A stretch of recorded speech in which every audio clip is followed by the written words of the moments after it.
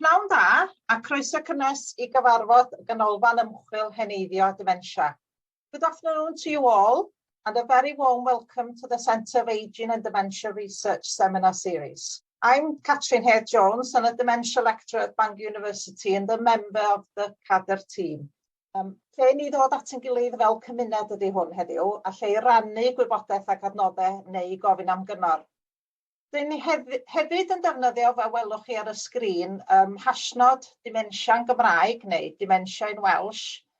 Os ydych chi yn defnyddio trydar, fyswn ni wrth yn boddus os chi'n defnyddio'r ddau neges yma hefyd efo'ch ymatebion neu unrhyw rhywbeth sy'n ysbrydoli chi o'r cyfarfod heddiw. Felly, fel o'n i'n egluro, Dr Catrin Hare-Jones ydw I a fi sydd efo'r fraint I hwyluso'r cyfarfod heddiw. Dwi'n ddarlithydd yn Brifysgol Bangor a mae gennym ni gwrs ôl-radd yn dementia yno a fyddan ni'n rhannu linc iddo fe I chi gael gwybod bach mwy wedyn. Yn bersonol, mae cydweithio efo bobl sydd â profiad o diagnosis o dementia neu cynnig gofal yn cynyddu'n dealltwriaeth ni fel addysgwyr ac ymchwilwyr. A un o'r ffyrdd da ni wedi bod yn gwneud hyn dros y blynyddoedd dwytha ydy'r grŵp caban. Mae neu adnoddau wedi'w datblygu a mae hein wedi cael eu rhannu'n defnyddio'r hashnod a mi fyddai reid mwy yn y chat heddiw. Cofiwch gysylltu efo ni, byddwn ni reid y manylion cyswllt I chi hefyd, a mi fydd yr holl recordiad ar gael ar safle we CADR ar ôl hyn, a cyfle I chi fynd I weld yr adnoddau. Mae'r CADR chydig o gyflwyniad I chi pwy ydy CADR.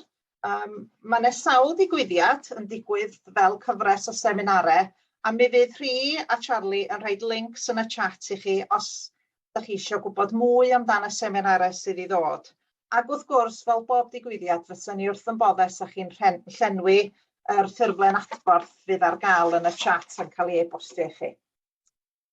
Chydig o wybodaeth am CADR, wel, nod y ganolfan I ymchwil a heneiddio dementia, da ni'n cael nawdd gan Llywodraeth Cymru trwy ymchwil iechyd a gofal Cymru, ydy gweithio I wella bywydau bobl hŷn a rhai sydd mae dementia yn effeithio arnynt. Trwy integreiddio ymchwil, polisi ag rhannu ymarfer da. Rydyn ni'n gwneud hyn trwy ddatblygu ymchwil hefo bobl, felly gobeithio byddwch chi'n rhan o'r broses yma heddiw mewn cyfnod o saib gawni yn y siarad. Byddwn ni hefyd yn gweithio I gynnal gweithdai, seminarau a chynadleddau.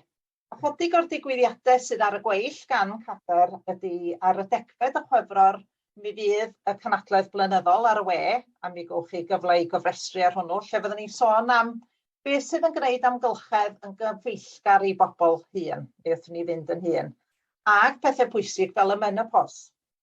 Yn mis Mawrth, mae gennym ni digwyddiad tebyg iawn I hwn lle fyddwn ni'n rhannu gwybodaeth am y cydweithio sydd wedi bod rhwng y Gymdeithas Alzheimer's ac yr elusen cruise I hyfforddi gwirfoddolwyr I reid cymorth cwnsela emosiynol I bobl ar ôl diagnosis o dementia.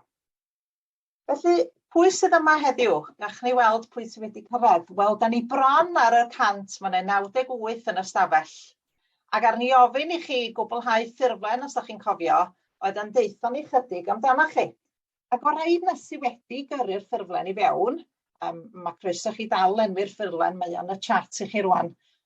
Mae'r mwyafrif yn rhugl yn y Gymraeg, ond mae gennym ni ystod eang a da ni'n croesawu pawb I fewn i'r ystafell yma heddiw, beth bynnag eich ymwybyddiaeth o'r iaith Gymraeg, diddordeb neu gallu. Pan buon ni ofyn I chi be fysa gorau gennych chi os oes gennych chi angen gofal, mi oedd y mwyafrif yn deud fysa nhw'n hoffi chydig o'r ddau neu yn y Gymraeg. Felly mae hynna'n ddefnyddiol iawn I ni fel siaradwyr I wybod pwy ydy'n cynulleidfa ni heddiw. Byddwn ni hefyd yn gofyn I chi rannu eich barn trwy ddefnyddio linc tebyg i'r ffurflen yna nes ymlaen. Nawn ni egluro mwy I chi nes ymlaen. Felly, diolch I chi am lenwi hynna. Chydig o eiriau rwan I jyst meddwl pam bod ni wedi trefnu digwyddiad o'r fath. Cyn I ni symud ymlaen i'n 6 siaradwr gwych fydd gennym ni ar eich cyfer. Mae cyfathrebu mewn iaith lle dydych chi ddim yn defnyddio mor aml yn gallu bod yn heriol ar adegau, A chan bod dementia yn effeithio ar allu unigolion i brosesu gwybodaeth a chyfathrebu, mae'n hanfodol ei bod ni'n sicrhau bod pawb yn cael y cyfle i gyfathrebu ar ei orau. 20 mlynedd yn ôl, gofynnwyd i 31 o siaradwyr Cymraeg oedd wedi derbyn diagnosis o dementia i gwblhau fersiwn Saesneg a fersiwn Cymraeg o brawf gwybyddol yr MMSE. Fel bellwch chi ddychmygu, roedd y mwyafrif 81% ohonyn nhw yn danos canlyniadau gwahanol yn ddibynnol ar yr iaith oedden nhw wedi defnyddio i'r ffurflen. 10 mlynedd yn ddiweddarach i'r ymchwil yma, mi ddoeth y mesur y Gymraeg i roi statws swyddogol i'r Gymraeg yng Nghymru yn 2011. Ac yn deud yn glir, ni cheir trin y Gymraeg yn llai ffafriol na'r Saesneg.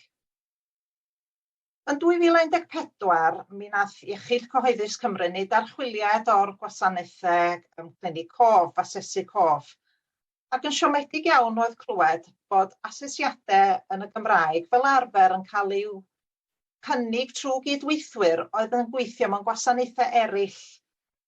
Tybed ydy hyn yn dal i ddigwydd heddiw. Gwch chi glywed mwy am asesiadau a chyfeithiadau gan Hannah Catherine nes ymlaen heddiw.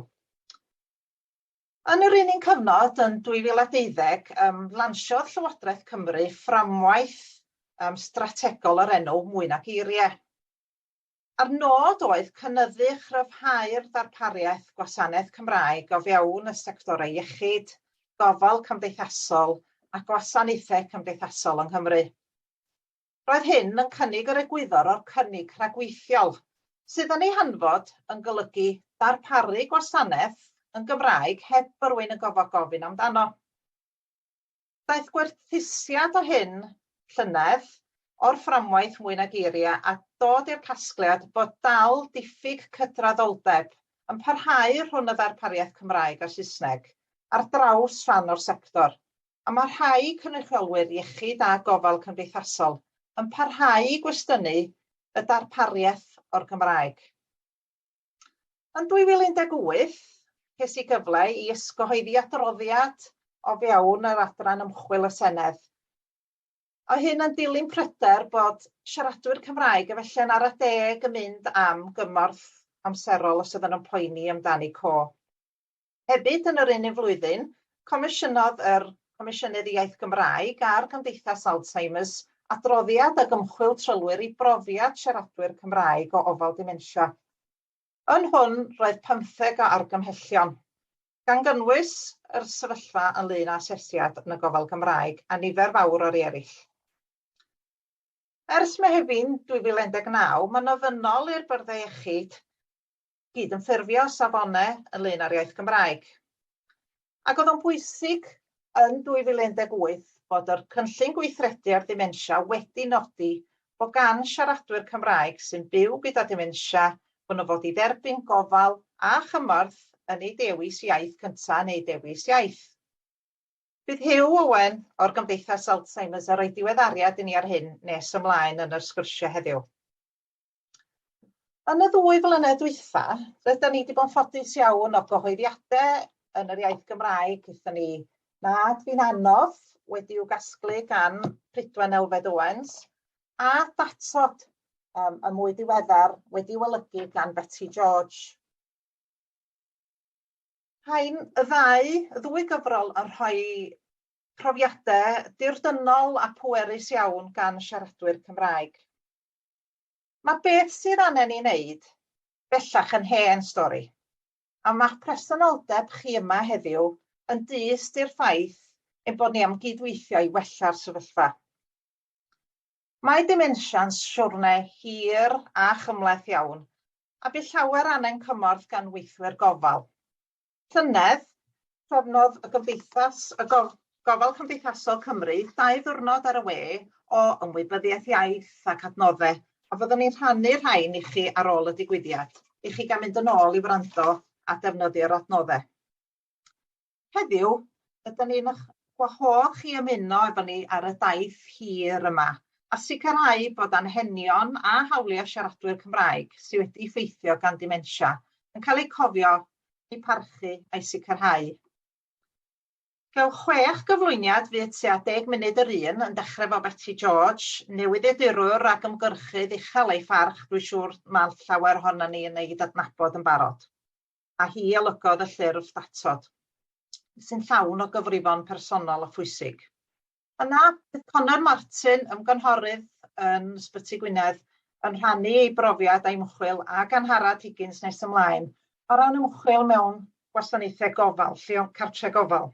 Yn ganolog i hyn i gyd, mae sicrhau bod bobl yn cael eu parchu a bod eu hawliau fel lleiafrif yn cael eu deall a'i cadarnhau. Mae diwrnod Santes Dwynwen, a gobeithio bod chi heddiw yn cofio i rannu'r neges efo rai rydych chi'n ei caru neu eisiau pasio neges.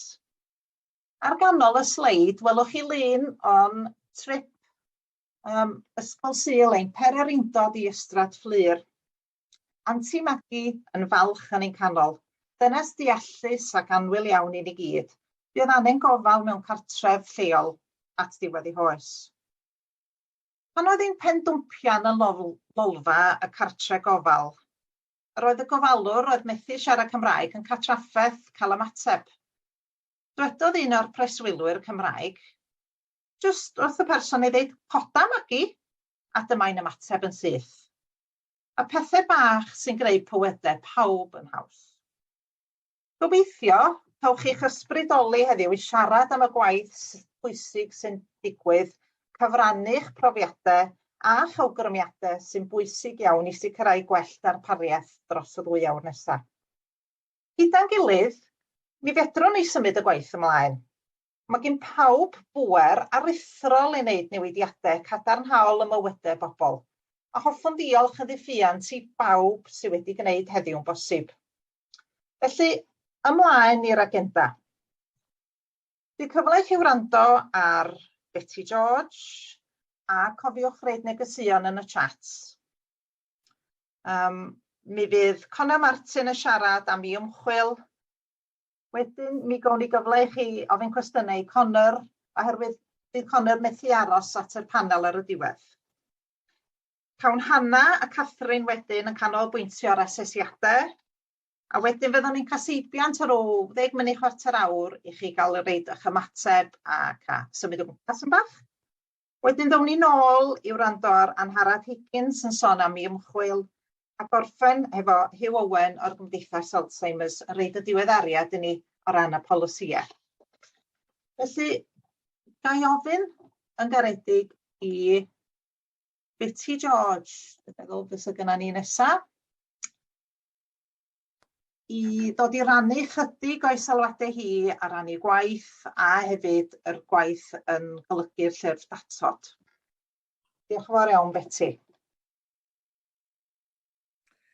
Helo, diolch Catrin, a siwd i chi gyd. I'm so grateful to Catrin really for inviting me to discuss with you the importance of the Welsh language in dementia care. I've so often called for a revolution in dementia care. I think you can see me. Yes, I think so. Start my video, it says. There we are. Yes, I've so often called for a revolution in dementia care, as there are so many defects to sort out, really. And for those whose mother tongue is Welsh, there are huge gaps. I know there are non-Welsh speakers listening to this, and I'm ever so grateful to you for joining us. And I'm thinking, just imagine if you lived in France and English is your mother tongue, and although your French is fluent, it still is your second language. And you develop dementia, and your second language becomes less fluent, as happens with a disease. How would you feel if you were in a care home or living at home and there was nobody around who could communicate with you? It would be difficult, wouldn't it? Well, I'm now switching to my mother tongue. Mae'n bwnc sy'n agos iawn at fy nghalon i, nid am fy mod i wedi cael profiad uniongyrchol o ddiffyg Cymraeg yn y gwasanaethau gofal dementia. Fe fues i'n gofalu am fy nghymar David am ryw 8 mlynedd, roedd ag Alzheimer's, ond diolch i'r drefen, doedd e ddim yn siarad Cymraeg. A dwi'n dweud diolch i'r drefen am y bydde hynny wedi ychwanegu at y problemau o gael unrhyw fath o ofal. Cofiwch roedd i benne mewn llyfrau dysgu Cymraeg a bydden ni'n cael sport yn aml. Fi'n cofio fe unwaith yn dod ar draws y gair moron. But how can you call carrots moron? They're not morons. Ond mae'n bwnc sy'n agos iawn at ynghalon ni am fy mod i yn y genhedlaeth yna lle mae'r hen dementia yn gallu taro rhywun.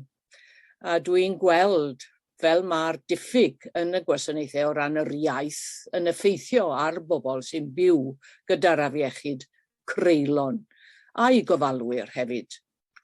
Fe weles i'r effaith ar fy mrawd oedd ag Alzheimer's hefyd. Roedd e'n byw yn yr amwythig fel athro, wedi gweithio yn Saesneg ar hyd yr amser. A fe fu rhaid iddo fe fynd i'r ysbyty lleol. Ac roedd na 2 nyrs oedd yn siarad Cymraeg yno. A na ddiddorol oedd gweld i wyneb a'i ymateb i'r rheini. Roedd i wyneb yn goleuo lan bob tro oedd e'n ei gweld nhw. Ac roedd e'n ymateb yn gymaint mwy positif wrth gwrs yn y Gymraeg. Ac roedd hynny yn gwneud gwaith y nyrsys gymaint haws hefyd. Nawr dwi'n credu bod rheini sy'n siarad un iaith yn unig yn ei chael anodd i ddeall y sefyllfa. Y duedd ar ran y rheini sydd ddim yn siarad Cymraeg i'w meddwl, well, they all speak English anyway. Wel na, dyw hynny ddim yn wir. Gyda phlant bach sy'n cael ei magu yn y Gymraeg ac yn achos y rheini sy'n â dementia ac sydd wedi colli i Saesneg. A hyd yn oed wedyn, os nad ydyn nhw wedi colli i Saesneg, ac os ydyn nhw'n siarad y 2 iaith, a ydyn nhw'n fwy cyffyrddus yn un ohonyn nhw. A dweud y gwir, dwi'r enghraifft yn fwy cyffyrddus yn siarad Cymraeg. A pha mor bwysig yw'r iaith pan mae'r profion yna yn cael ei wneud i asesu os oes gan y person dementia neu beidio. Fe gewch chi glywed mwy am hynny yn y man. Ond dwi'n gwybod am un fenyw yn ei 90au a gafodd y profion yn Saesneg a doedd hi ddim yn gallu ateb un ohonyn nhw. Ac fe ofynnodd i merch i'r un oedd yn gwneud y profion, ac roedd hi'n siarad Cymraeg, treiwch nhw'n Gymraeg, ac fe nath, ac fe atebodd nhw'n iawn, bron i gyd. A nid yr iaith yn unig, ond yr ochr ddiwylliannol hefyd. Wythnos diwethaf fe glywes i am un yn ei 80au yn cael y brawf asesu yma. A roedd e'n anodd iddi hi hefyd, gan mai Cymraeg oedd ei iaith bob dydd ac roedd y profion ma'n Saesneg. A roedd ei merch gyda hi yn yr asesiad, a oedd hi'n grac. Wrth gwrs, mae yn Saesneg oedd y profion yma. Ac un o'r cwestiynau oedd, when was J.F. Kennedy killed? Wel, rhaid ohonoch chi all ateb y cwestiwn yna fel yna, heb rybydd, o rhaid i fi edrych y lan. Dwi mor falch bod yn Llywodraeth ni nawr wedi gwrando ar ddadleuon Catrin Hedd, a'i bod nawr am weld pob bwrdd iechyd yn gwneud yn siŵr bod yr asesiadau yma ar gael yn Gymraeg. Ac fe fydd yr asesiadau yma yn ystyried yr ochr ddiwylliannol hefyd. Mae rhai Saesneg yn gwyro i'r hyn sy'n addas ar gyfer y rheini sy'n byw yn Lloegr, ac mae diwylliant nhw yn wahanol. Dwi wedi gwneud sawl rhaglen radio theledu ar dementia dros y blynyddoedd, a dwi'n cofio mynd i recordio côr i bobl a dementia, a hynny yn un o'n ardaloedd mwyaf Cymreig ni. Ond un o Loegr oedd yn Arwen, roedd hi wedi symud i fyw i'r ardal, ac fel sy'n aml yn digwydd, am wneud rhywbeth yn y gymuned a chwarae teg iddi am ddechrau côr. Ond roedd y caneuon i gyd bron yn Saesneg, a llawer ohonyn nhw'n ganeuon o'r rhyfel byd cyntaf a'r ail rhyfel byd. A dim ond un siaradwr Cymraeg oedd wedi ymuno â'r côr, a doedd yr arweinydd ddim yn deall pam.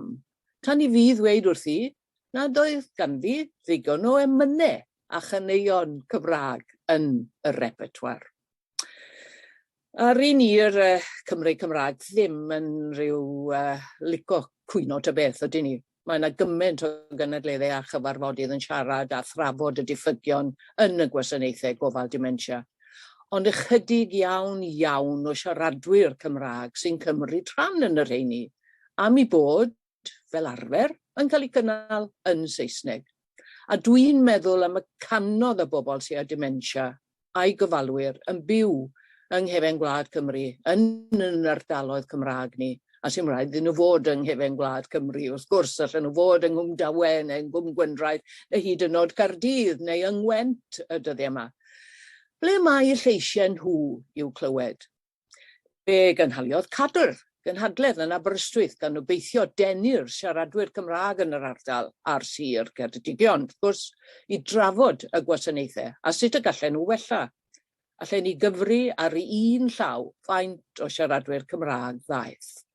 A dwi'n meddwl, petai'r gynhadledd honno wedi cael ei threfnu a'i chynnal yn Gymraeg, y bydden nhw wedi dod. Dyn a wyr bod angen iddyn nhw godi eu lleisiau. Dyna pam yn neidiais i at y cyfle a gynigiodd gwasg y olygfa i fi i olygu cyfrol ar dementia sy'n cynnwys profiadau pobl o dementia. A dyma fe datod, os ydych chi'n lle weld e. Ac mae un yn arbennig wedi croesawu'r cyfle i sgrifennu am ei phrofiad hi. Mae hi'n byw yng nghefn gwlad ac yn gofalu am ei gŵr sydd â dementia liwbod i. A mae rhaid i fi gyfadde dwi'n yn nagre bob tro dwi'n darllen y bennod yna. Allen ni, mae'r diffyg, mae hi'n dweud bod y diffyg yn y gwasanaethau yn ddifrifol. A cyn y Nadolig, roedd hi'n dweud wrtha i bod wedi gorfod talu dros 2,000 o bunnau yr wythnos am help. Cwmni preifat, wrth gwrs.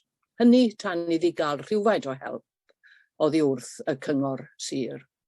Cymraeg yw iaith yr aelwyd, ond am 6 blynedd roedd rhaid iddi frwydro am unrhyw fath o wasanaeth yn y Gymraeg.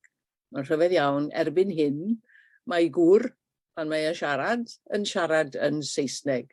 Mae dementia yn rhyw afiechyd mor rhyfedd ac annealladwy. Ond mae'n dweud mae dim ond y rhaglen dechrau canmol. Mae'n gwylio ar y teledu a dyna'r unig beth sy'n ei dywelu ac fe fydd yn canu gyda nhw. Mae yna bennod wedyn gan un sy'n rhedeg cartre yng Nghastell Newydd Emlyn a mae hi'n disgrifio'r amser ofnadw gelon nhw yn ystod cyfnodau gweitha'r pandemig. Ar un adeg, bydd rhaid iddyn nhw ddod i fewn a gofalwyr o agency, a doedd yr rhan fwyaf o'r rheini ddim yn siarad Cymraeg. Ond roedd 3/4 y preswylwyr yn Gymru Cymraeg, a llawer ohonyn nhw â dementia oedd wedi colli gafel ar ei Saesneg. Ac roedd hynny'n anodd iawn, meddai hi. A wedyn mae yna bennod arall gan un ddechreuodd ganolfan gofal dydd yn Sir Ddinbych. Fe benderfynodd hi'n wneud hynny ar ôl clywed am brofiad un wraig yn y pentre. Mae hi yn ei 80au ac yn Gymraes, sy'n anghyffyrddus yn siarad Saesneg. Roedd hi wedi mynd i ganolfan dydd mewn tre cyfagos. Y peth cyntaf ddigwyddodd oedd i bod hi wedi cael ei chyfarch wrth ei henw cyntaf. Yn y pentre roedd pawb yn ei nabod fel Mrs. neu Aunty. A'r unig beth oedd yno o ran gweithgaredd oedd bingo, a doedd hi eriod wedi chwarae bingo. A doedd yna ddim Cymraeg. Penderfynodd na fyddai byth yn mynd yn agos i ganolfan dydd eto. Ond mae'n un o ffyddloniaid y ganolfan dydd newydd yn y pentre sydd, wrth gwrs, yn ganolfan Gymreig a Chymraeg. Mae Catrin Hedd hefyd yn cyfrannu'r gyfrol a'r Dr Conor Martin, fe gewch chi glywed yn y man, yn siarad am ei ymchwil. Ac mae'r enghreifftiau sydd ganddo yn brawf pendant bod angen cymryd y Gymraeg o ddifri pan rydyn ni'n trafod gwasanaethau gofal dementia. Ac mae angen i bob corff sy'n ymwneud â dementia ddeall hynny a rhoi'r Gymraeg wrth galon i cynlluniau a'i gweithgareddau. Nid mater o ddewis yw e, ond mater o angen. Diolch yn fawr. Diolch o galon, Betty. Diolch yn fawr iawn am eich sylwadau ac am eich gwaith caled yn ymgyrchu i sicrhau bod lleisiau Cymru Cymraeg yn cael ei cofio yn yr anen sy'n ei ddarparu gofal a danos parch pan ydyn ni'n gwynebu dementia. Reit. Nesa mae gennym ni Dr Conor Martin yn dod i rannu rhywfaint o'i ymchwil meistr trwy ymchwil nath o hefo Brifysgol Bangor ar ddylanwad iaith a diwylliant yn y cyd-destun mewn cartre gofal. A dwi'n gwybod bod rhai ohonoch chi ella hefo teulu yn eu ffrindiau mewn cartre gofal, ond hefyd bod ne bobl sydd yn berchen cartrefi gofal wedi ymuno efo ni heddiw. Felly, da ni'n falch iawn o'ch cael chi gyd yma a gobeithio nwch chi fwynhau cyflwyniad Conor Martin. Diolch yn fawr iawn ti, Conor, am ddod i rannu dy brofiadau eitha. Diolch yn fawr iawn am yr cynnig i gael siarad a diolch i Betty am roed drafodaeth mor grymus ynglyn â profiadau pobl a'i teuluoedd. Fel ydych chi wedi dweud, dwi'n feddyg yng ngofal yr henoed yn Ysbyty Gwynedd ym Mangor. Dwi'n dod o Fangor yn wreiddiol, bellach yn byw ar Ynys Môn. A dwi'n siarad amdan effaith y iaith Gymraeg ar les preswylwyr cartrefi yr henoed yng Ngogledd Cymru, sef, a dyna be oedd yr ymchwil ar ei wneud efo'r athro Bob Woods a Dr Sean Williams yn Prifysgol Bangor. Felly, dwi'n gwybod yn 2015 bod na dros 800,000 o bobl yn y Ddeyrnas Unedig efo dementia, gan amgymgyfri fod na ryw 45,000 yng Nghymru, ac yn amcamgryfydd yn bellach fod na ryw drydydd o'r rheini yn siaradwyr Cymraeg. A da ni hefyd yn gwybod mae colliad iaith ydy un o'r nodweddion mwyaf clwyddus dementia, sy'n gallu achosi anhawster canfod geiriau, diriwiad mewn rhugylder iaith, enwi pethau a dealltwriaeth o iaith. Mae rhugylder mewn dwy iaith yn lleihau, a mae ymyrraeth rhyngieithol yn gallu effeithio ar bobl ddwyieithol. Felly, y Saesneg yn dod i fewn i'r sgwrs Cymraeg a'r Cymraeg yn fynd i fewn i'r sgwrs Saesneg. Mae hynny'n arwain iddyn ni ofyn, os mae Saesneg yw prif iaith amgylchedd gofal, beth ydy'r effaith ar berswylwyr iaith Cymraeg sydd wedi colli ei gallu i siarad Saesneg yn effeithiol? Be ydy'r effaith os ydy'r diwylliant gofal hefyd yn ddi-Gymraeg? Ychydig iawn o ymchwil gwyddonol sydd yna am y Gymraeg a dementia, ac yn ymhellach mae'n anodd iawn i cymharu ar draws y byd, oherwydd mae'r Cymry Cymraeg yn bobl yn lleiafrif ieithyddol a diwylliannol o fewn eu cynefin eu hunain, sydd yn rhywbeth weddol prin ar draws y byd. Un cymhariaeth ydy llwyth y Sami yn Norwy, sydd yn bobl sy'n byw yn eu cynefin eu hunain yng Ngogledd Norwy, ond efo diwylliant a iaith eu hunain. Felly, yn cwestiwn adolygiad llenyddiaeth ni oedd, beth sydd i wybod o'r llenyddiaeth sydd yn bodoli ynglyn â diwylliant a iaith mewn perthynas a gofal dementia mewn cartrefi preswyl, a be di'r goblygiadau ar gyfer lles y bobl yna.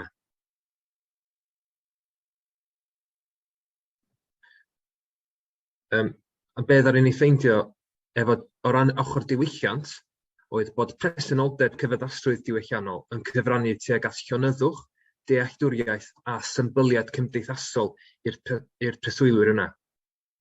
Er enghraifft, mewn cartrefni ethno-benodol yn Sweden i'r anwyr, roedd y gofalwyr yn siarad Persian a efo diwylliant Persian yn addas i'r pobl yna. Pobl oedd yna, oedden nhw'n deud fod hynna'n helpu tuag at eu llonyddwch ni. Oedden nhw'n ffeindio bod diffyg cyfeddasrwydd diwylliannol yn gallu cyfrannu tuag anhapusrwydd ac unigedd. A un enghraifft o hynny oedd papur oedd yn trafod y Sami yn Norwy a ddwy ddynes yn byw mewn cartref preswyl. A un dydd yn sydyn, dyma nhw'n tynnu gyd o'r dillad gwely i ffwrdd o'r gwlâu a dechrau rhedeg o gwmpas y lle yn wyllt. A doedd y gofalwyr oedd yn dod o Norwy ond ddim yn Sami, oedd nhw ddim yn gwybod beth yn digwydd, felly ddaru nhw ffonio teuluoedd y ddwy ddynes. A dyma'r teulu yn esbonio bod y ddwy fenyw yn meddwl bod yn amser am trec y ceirw y Sami, a felly oedd nhw'n dod yn barod i fynd ar y trec drwy cael gyd o'r dillad yn barod. Ond oedd y gofalwyr ddim yn gwybod hynna achos oedd nhw ddim yn dod o'r un diwylliant.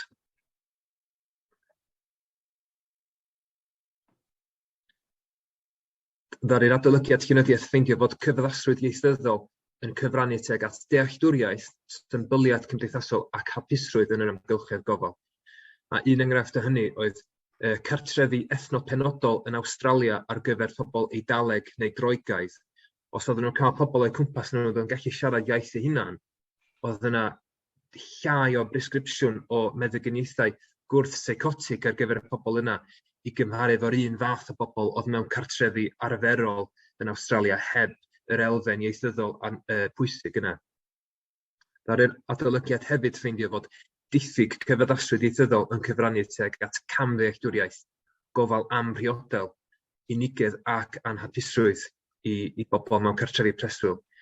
Un enghraifft mewn un papur, siaradwr Farsi yn Sweden yn methu cael y gofal priodol oedd nhw angen achos oedd yr person ddim yn gallu esbonio beth oedd nhw isio a oedd y gofalwyr ddim yn gallu esbonio i'r person beth oedd nhw isio nhw wneud.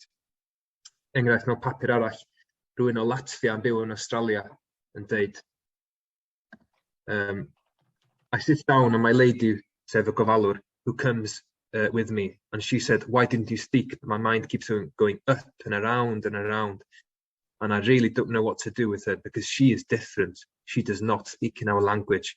A felly oedd y ddynes yn anhapus ac yn unig. O ran y Gymraeg, da ni'n gwybod bod yna ddiffyg o dystiolaeth gwyddonol yn y maes ynglyn â dementia. Ond da ni yn gwybod ar ôl adroddiad Comisiynydd y Gymraeg gyda Alzheimer's Society Cymru yn y 2010au fod nhw wedi ffeindio mai yn aml ystyriaeth ychwanegol ydy'r Gymraeg i gofal dementia. A oedden nhw'n dweud bod cynnig gwasanaethau yn yr iaith sy'n dod yn naturiol i rywun yn angen clinigol sylfaenol yn hytrach na yn angen ychwanegol. Felly, yn cam nesaf ni, oedd mynd ymlaen i wneud ymchwil ein hunain drwy edrych ar effaith iaith a diwylliant ar les preswylwyr Cymraeg, rhan fwyaf nhw efo dementia. Da'n ni ddewis 2 cartref preswyl cyngor, un mewn ardal Cymraeg iawn, lle oedd y gyd o'r rhan fwyaf o'r preswylwyr a'r staff yn siarad Cymraeg, a un mewn ardal ddwyieithog, lle oedd lot o'r preswylwyr yn Gymraeg, ond ddim hynna faint o'r staff yn gallu siarad Cymraeg. Ymchwil ansoddol oedd hwn oedd yn edrych ar brofiadau pobl yn hytrach na trio mesur neu ffeindio allan y data tu nôl i'r sefyllfa. Ar ôl cael cysyniad y cyfranogwyr neu eu teuluoedd, roedd yna gofnodau o arsylwi yn y cartrefi lle oeddwn ni jyst yn edrych ar beth yn digwydd, a wedyn mi roedd yna sgyrsiau a phwrpas, sef fath o holiadur oedd wedi cael ei ddylunio o flaen llaw yn arwain sgwrs efo preswylwyr, staff a pherthnasau ynglyn â'r materion yma. A be ddaru ni ffeindio oedd bod cyfaddasrwydd ieithyddol yn bwysig iawn i les preswylwyr Cymraeg, gan achosi cyfarwyddder a cartrefwch, sef y peth mwyaf pwysig nath ddod allan o'r ymchwil, gofal priodol a dealltwriaeth, hapusrwydd a llonyddwch a symboliad cymdeithasol. Ddaru ni hefyd ffeindio bod diffyg cyfaddasrwydd yn cyfrannu at afles, gan achosi gofal amhriodol a camddealltwriaeth mewn gofal, unigedd a diflastod, anghyfarwyddder ac anghartrefwch. Yn ogystal, ddaru ni ffeindio bod trio darparu'r cyfaddasrwydd ieithyddol yn gallu bod yn her sylweddol i gartref preswyl.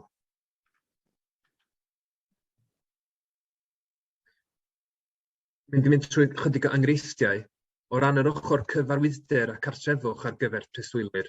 Dyma ni'n cael un yn dweud fod y gymuned yn fwy glos efo nhw yn y Gymraeg yn y cartref mwy Cymraeg. Diolch yn ymhoeni de siaradau Saesneg, dwi wedi bod yn yr arni i wneud fy National Service, Saesneg o rhan fwyaf nhw, ond da chi'n fwy gartrefol yn y iaith gyntaf. A cartrefol oedd y term holl bwysig i ddod allan o'r ymchwil. O ran gofal a dealltwriaeth, dyma aelodau'r staff yn dweud pan maen nhw'n siarad yr un iaith, y iaith cyntaf y preswylwyr, mae'r dealltwriaeth gyda nhw o beth da ni'n ofyn iddyn nhw'n wneud yn ystod gofal. Os oedd yna ddiffyg iaith trin gofal yn y iaith priodol, rwy'n ffeindio bod yna camddealltwriaeth yn digwydd, a dyma un preswylwyr yn dweud bys nhw ddim yn licio cael gofalwr Saesneg achos bys nhw ddim yn ei ddeall nhw.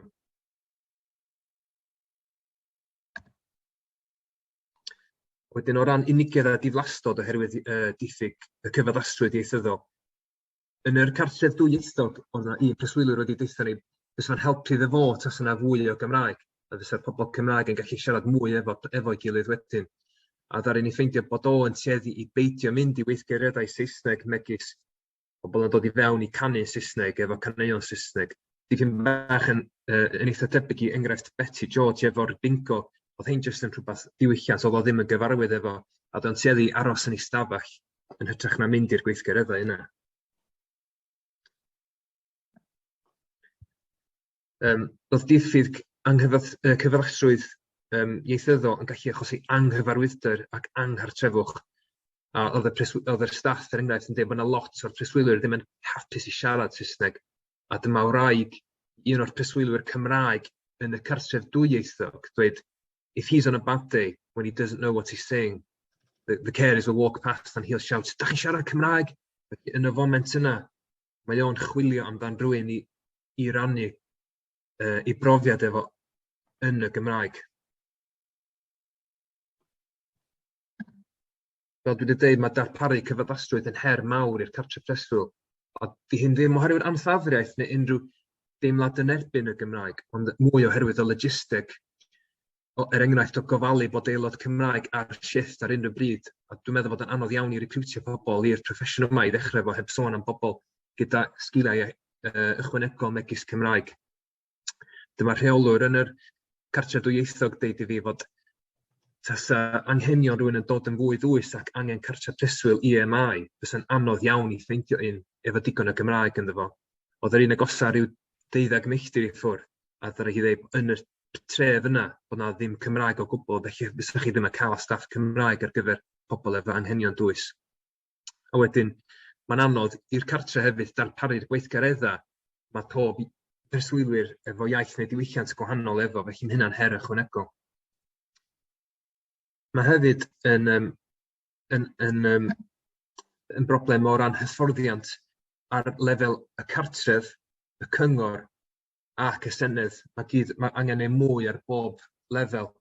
Ond mae'n anodd i'r gofalwyr ffeindio'r amser i gael y hyfforddiant i ddysgu Cymraeg. A hefyd i fod yn onest efo chi, does ddim hynna faint o diddordeb efo fyny, achos mae pawb yn brysur yn trio cael trwy bob shifft gwrs. O ran yr ochr ddiwylliannol, ddaru ni ffeindio fod cyfaddasrwydd diwylliannol yn bwysig i les preswylwyr Cymraeg, ond ei llai bwysig na chyfaddasrwydd ieithyddol. Ac y prif beth dod allan o cyfaddasrwydd diwylliannol ydy hapusrwydd. Mae diffyg cyfaddasrwydd diwylliannol yn cyfraniad afles, ond eto yn llai na diffyg cyfaddasrwydd ieithyddol. Mae'n gallu arwain tuag at unigedd a diflastod ac weithiau gwrthdrawiad diwylliannol rhwng preswylwyr a gofalwyr a weithiau hiliaeth, yn enwedig os di rhywun yn dod o dras gwahanol. Mae deall cyfaddasrwydd diwylliannol yn fwy anodd achos mae yna gorgyffyrddiad gyda iaith a gorgyffyrddiad rhwng diwylliannau. Er enghraifft, yn amlwg mae yna gorgyffyrddiad rhwng diwylliannau Cymraeg a Saesneg. Felly mae deall y thema yn anodd. Ond mae o'n bodoli. Mae darparu'r cyfaddasrwydd diwylliannol eto'n her, ond yn llai o her na gyda iaith. Felly o gamu ymlaen, dwi'n meddwl, i ddechrau efo, yn amlwg mae angen codi ymwybyddiaeth fel da ni'n gwneud heddiw efo'r problemau yma. Dwi'n meddwl fysa'n ddefnyddio lawn i gallu gweithio lawn llaw gyda Comisiynydd i'r Iaith i drio edrych tuag at gwella'r sefyllfa, a hefyd mae'n bwysig iawn i gweithio gyda'i teuluoedd i ddysgu amdani profiadau nhw a sut fysa nhw'n gallu cael y help maen nhw angen i ddarparu'r cyfaddasrwydd mae pobl angen.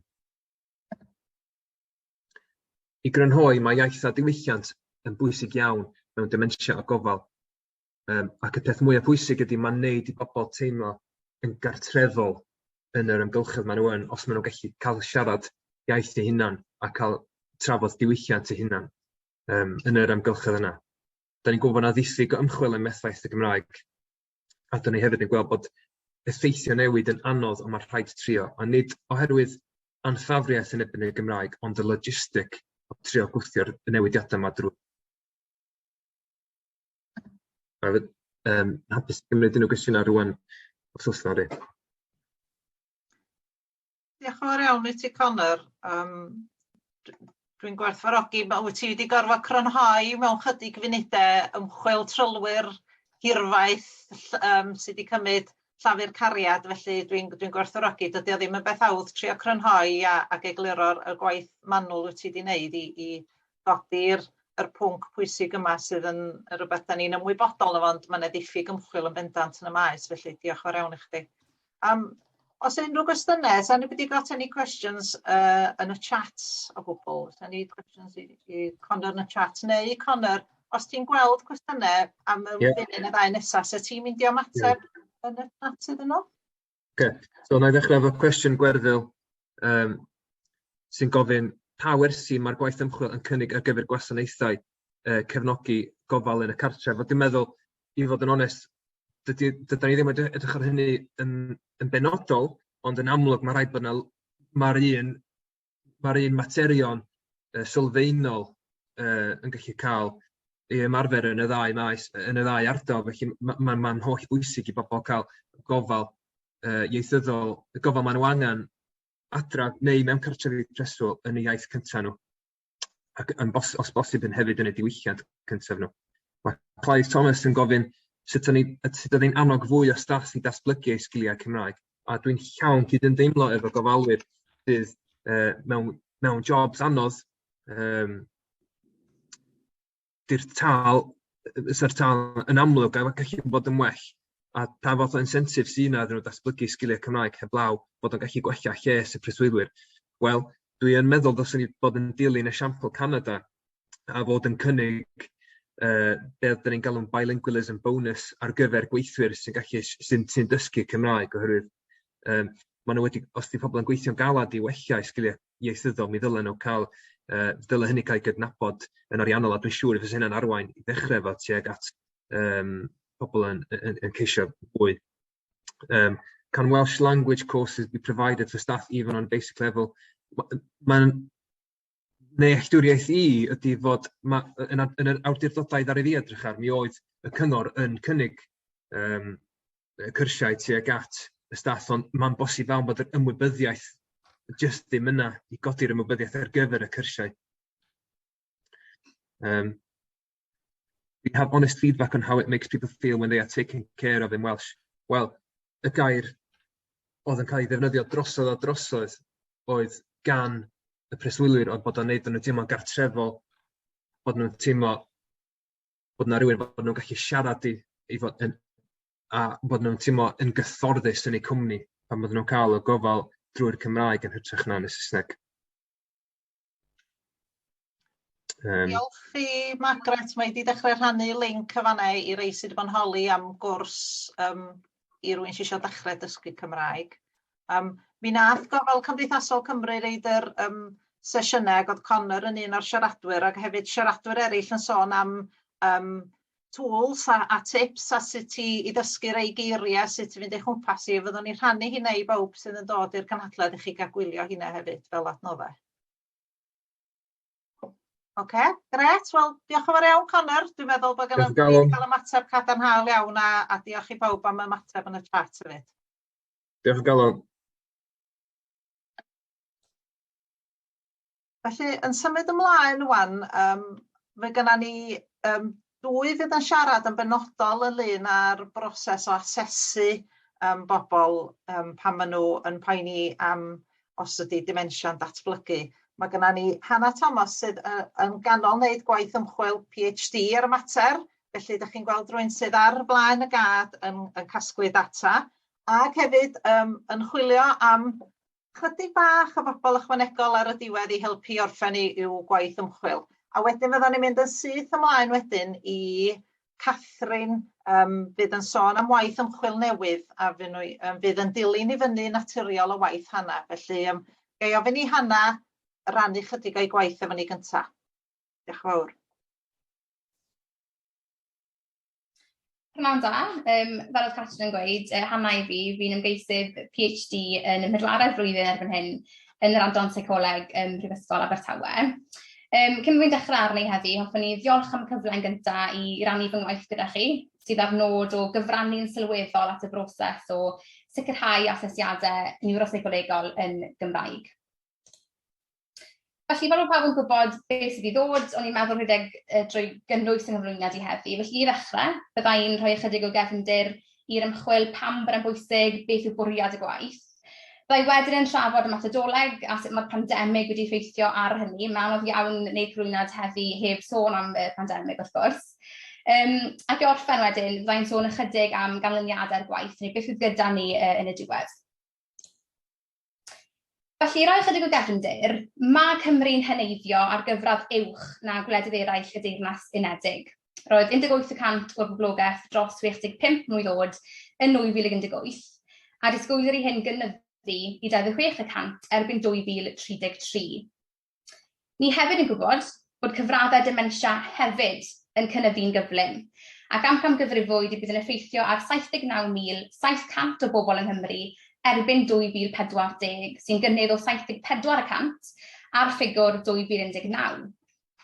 Felly, o ganlyniad i'r boblogaeth sy'n heneiddio a chynnydd yng nghyffredinolrwydd dementia, mae nifer y Cymru Cymraeg sy'n byw gyda dementia yn debygol o gynyddu, dyna'r gwir.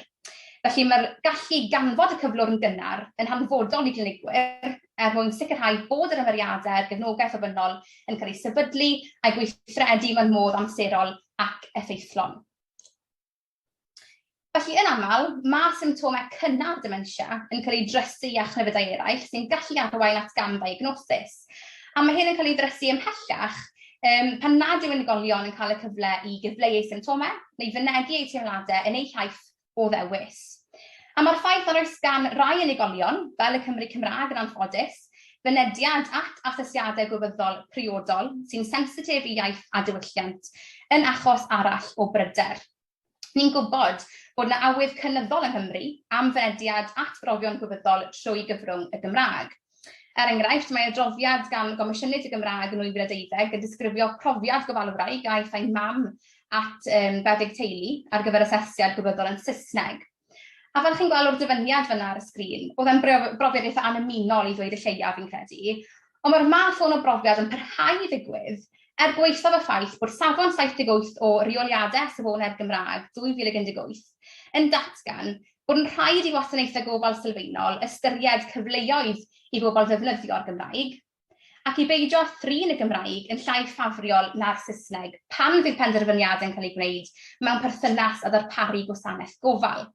A fi'n credu mae'n bwysig nodi fan hyn hefyd, mae nad grwpiau clinigol yn unig sy'n galw am asesiadau yn y Gymraeg, a lle'n sicr ddweud o'n profiad i o asesu'r sampl normadol ar gyfer fy ngwaith, bod unigolion heb dementia mor frwdfrydig i gael asesiadau Cymraeg. Maen nhw'n anfon e-byst atau cyn eu sesiwn gyntaf yn gofyn, o Hannah, allai gael y sesiwn gyntaf yn y Gymraeg, byddai'n fwy hyderus ac yn fwy cyfforddus.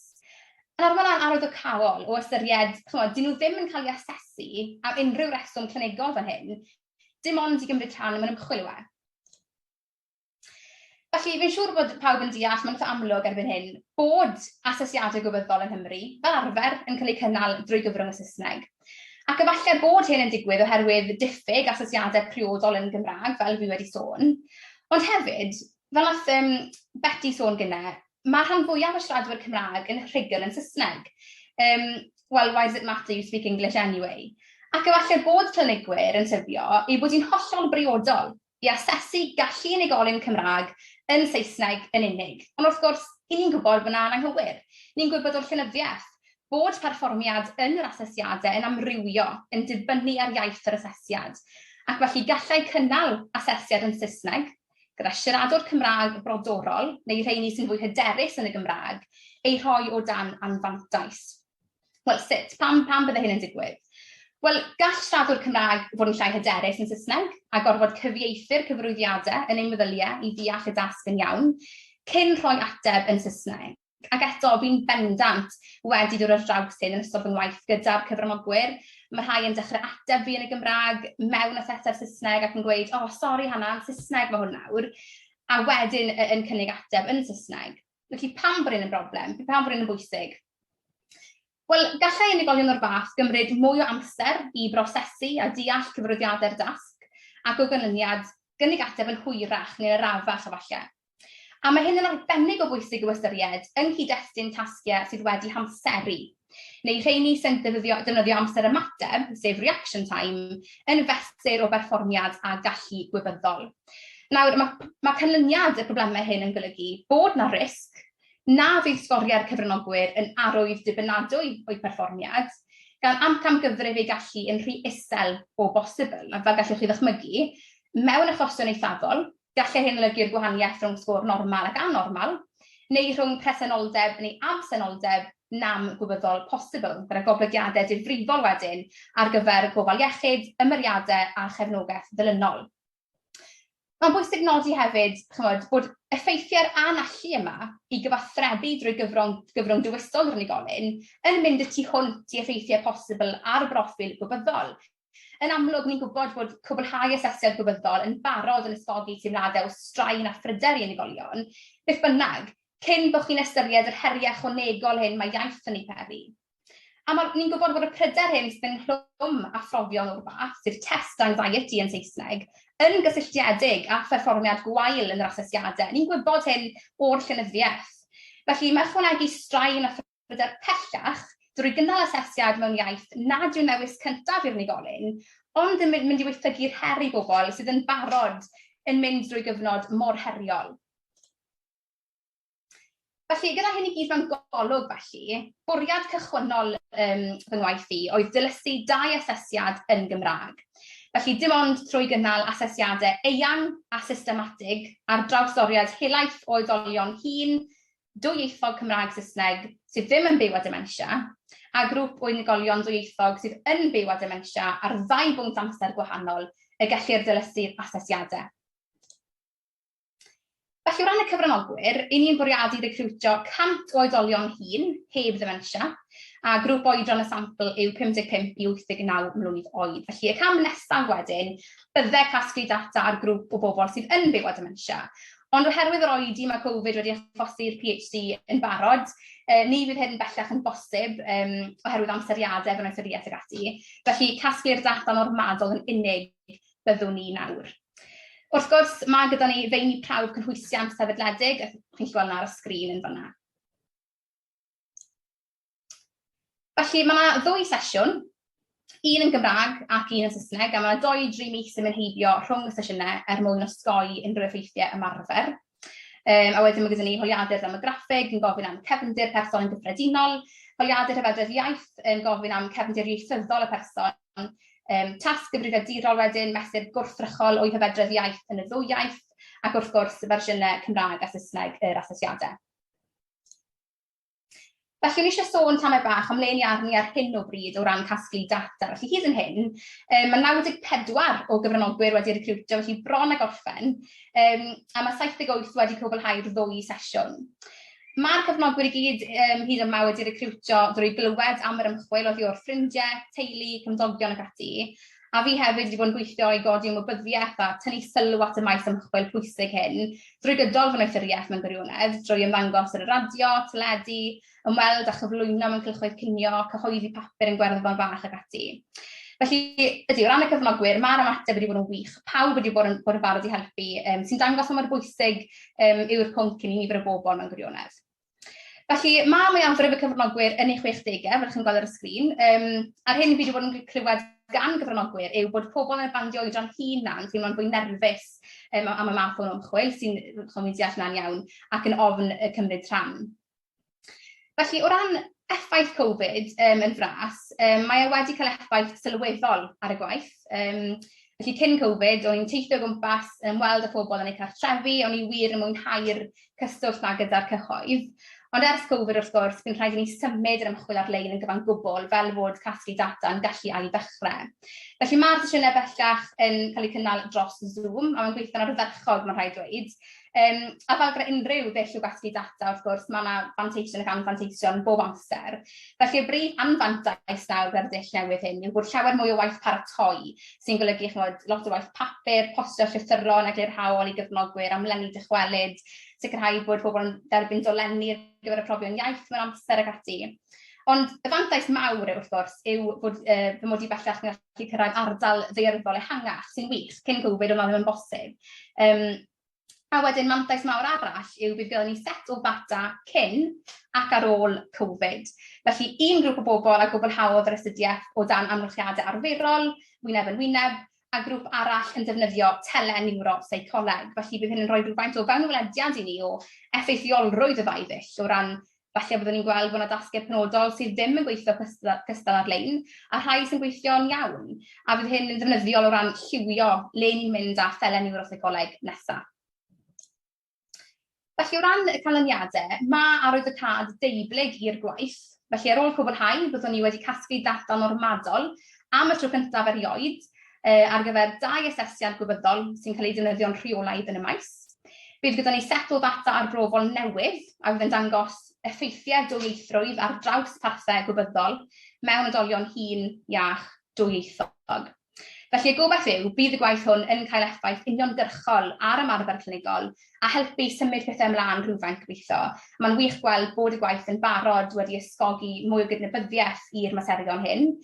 A ni fel tîm ymchwil yn Abertawe hefyd yn falch dros ben nawr bod ni'n mewn sefyllfa lle gallwn ni cynnig cyngor a rhannu arberion gorau ag ati gydag eraill yn y maes. Felly, diolch am wrando. Os oes unrhyw un am gysylltu dros e-bost, gofyn cwestiwn, croeso chi gysylltu, mae nghyfeiriad e-bost ar y sgrin yn fanna. A cyn bod fi'n mynd hefyd, fel oedd Catrin yn sôn, mae angen 4 dyn arall arno ni gymryd rhan yn yr ymchwil. Ni mor agos. Felly, os ydych chi'n dyn sy'n Gymraeg gyntaf, rhwng 55 a 89 i ddod, plis gysylltwch fi am fwy o wybodaeth. A ni'n sicrhau wedyn bod chi hefyd yn cyrraedd gweddill y meini prawf. Diolch yn fawr. Wel, gwych Hannah. Dwi'n meddwl bod ni'n lwcus iawn bod Hannah wedi trosglwyddo'r gwybodaeth i ni mewn ffordd glir, chroew ac mewn maes eitha cymhleth. Felly diolch yn fawr iawn ti Hannah am dy waith caled yn sicrhau bod hyn yn symud yn ei flaen. Mae o'n gweithio dda rwan i ni symud ymlaen i Catrin Jones, Dr Catrin Jones sydd yn y Ganolfan Cynllunio Iaith. Lle fydda ni fel prifysgol hefyd yn cydweithio hefo nhw i symud yr gwaith i sicrhau bod yr asesiadau mae gwaith tebyg i be mae Hannah wedi bod yn ddatblygu yn sicrhau bod yr asesiadau gwybyddol yn cael i'w dilysu. Felly, na i basio ymlaen i Catrin. Diolch yn fawr iawn i chdi Catrin am rannu chydig amdan yr ymchwil newydd sydd ar fin dechrau. Diolch yn fawr iawn, Catrin, am y croeso. A diolch am gael y cyfle i ddod ac ymuno heddiw. I roi bach o wybodaeth am brosiect ymchwil newydd cyffrous iawn sy'n cael ei ariannu gan Llywodraeth Cymru ac yn cael ei arwain gyda ni yma'n iaith, ond ar y cyd gyda Catrin ac eraill yn Brifysgol Bangor a hefyd Hannah yn rhan o'r tîm o Brifysgol Abertawe. Felly mae'r tîm o bobl sydd yn arwain ar y gwaith, y tîm craidd fel petai, yn cynnwys y grŵp yma o bobl, da chi'n gweld, mae rhain nhw yn ddigon cyfarwydd. A beth sydd yn, dwi jyst am roed yn bach o gefndir i chi am y gwaith a beth da ni'n bwriadu gyflawni ac yn falch iawn o'r cyfle i fod yn siarad hefo chi, achos be fydd yn allweddol i lwyddiant y prosiect yma ydy bod ni'n cael cefnogaeth a chydweithrediad nifer o randdeiliad yn y sector gofal a dementia a phobl sydd yn byw gyda dementia hefyd. Felly, dyma ni.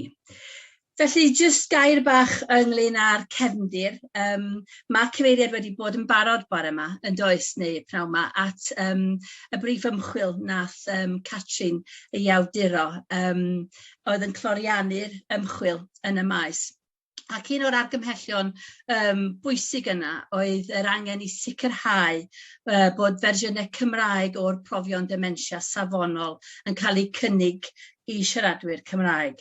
Fel ydych chi wedi clywed gan cyfranwyr eraill yma heddiw, yna dydy hynna ddim o reidrwydd yn wir pob tro, a felly mae hyn yn achosi sefyllfa lle mae yna risg o fethiant o ran bod os ydy canlyniadau profion ddim yn cael eu asesu'n gywir yn yr iaith priodol.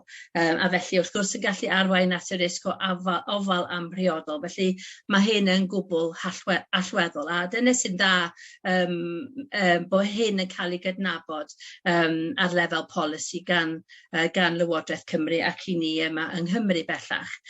A felly mae'r cynllun gweithredu Cymru ar gyfer dementia, fydd nifer ohonoch chi dwi'n siŵr yn gyfarwydd â hwn, ac wrth gwrs un o'r prif pwyntiau fama ydy'r angen i weithio gyda'r rhanddeiliad i nodi a defnyddio'r offerynnau asesu dementia mwyaf cadarn a ddilyswyd yn gyligol i'w defnyddio yn y Gymraeg a chomisiynu ymchwil yn ôl yr angen. Felly dyma sydd wrth gefn y gwaith sydd wedi cael ei ariannu rwan gan Lywodraeth Cymru.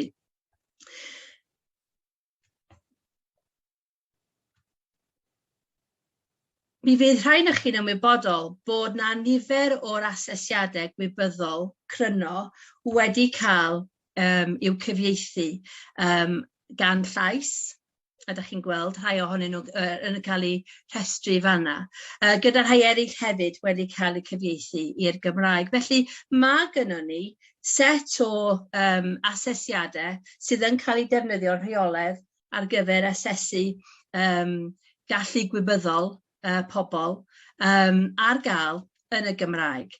A mae yna rhywfaint o waith dilysu a data normadol cyfyngedig ar gael ar gyfer y profion hyn.